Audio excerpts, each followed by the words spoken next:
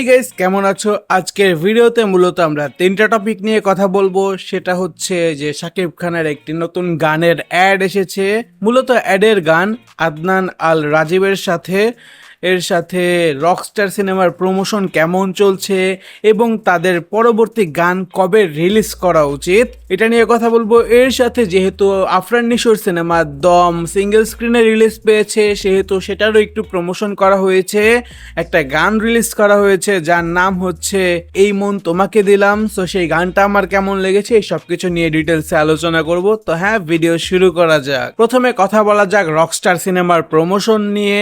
এখন promotion cricket স্টেডিয়ামে চলছে। মূলত সেখানে রকস্টারের পোস্টারের সাথে একটা গান রিলিজ করা হয়েছে, যেখানে মূলত আমরা হালকা একটু লিরিক্স শুনতে পারি। তো সেই লিরিক্সটা শুনে বোঝা যাচ্ছে যে হ্যাঁ, রকস্টার সিনেমার গান কিছুটা ভালো হতে পারে। তো তাদের গানটাকেও রিলিজ করে দেওয়া উচিত খুব তাড়াতাড়ি, যেহেতু সিনেমা মুক্তির আর বেশি দিন বাকি নাই, মাত্র 30 থেকে 35 দিনের মতো বাকি রয়েছে।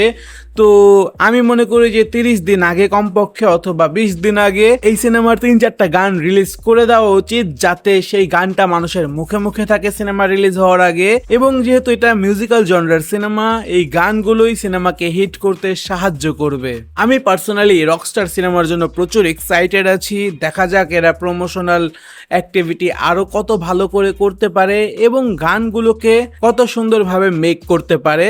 I am too much excited for this. এখন দম সিনেমার এই মন তোমাকে দিলাম গানটা আমার কেমন লেগেছে এই নিয়ে কথা বলি। গানটা আমার কাছে অসাধারণ লেগেছে। এখন পর্যন্ত আমি প্রায় 10-12 বারের মতো গানটা শুনে ফেলেছি। গানটার সিনেমাটোগ্রাফি, তারপরে বলা যায় সবকিছু আমার কাছে অনেক ভালো লেগেছে। আমি এবারে ঈদের 4টা সিনেমা দেখেছি, দমটা দেখা হয় নাই। দম আমার ফ্রেন্ড রঞ্জন দেখেছিল। সো আমি ভেবেছিলাম যে এই সিনেমাটা আমি ওটিটিতে যখন রিলিজ পাবে তখন দেখব। তবে এই গানটা দেখার পর মনে হচ্ছে যে না, এই সিনেমাটা আমার সিনেমা হলে এক্সপিরিয়েন্স করা উচিত। তোমরা কি মনে করো? তোমরা কি চাও আমি এই সিনেমাটা সিনেমা হলে গিয়ে দেখি? সেটা কমেন্টে জানাতে পারো। তাহলে হয়তোবা আমি আমাদের একটা সিঙ্গেল স্ক্রিনে গিয়ে এই সিনেমাটা দেখে ফেলবো, যেহেতু এখন এই দম সিনেমাটাকে সিঙ্গেল স্ক্রিনে রিলিজ করা হচ্ছে। এরপরে সবশেষে কথা বলা যাক হচ্ছে শাকিব খানের অ্যাডটাকে নিয়ে, যেটা মূলত একটা মিউজিক ভিডিও। সো হ্যাঁ, সেই ভিডিওটা আমার তেমন একটা ভালো লাগে নাই অনেস্টলি বলতে গেলে।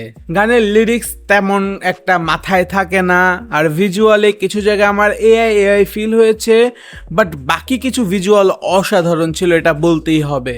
গানের অ্যারেঞ্জমেন্ট অনেক বড়, তারপর সিনেমাটোগ্রাফি অসাধারণ ছিল। তবে হ্যাঁ, গানটা আমার জন্য মনে হয় না সুইটেবল ছিল।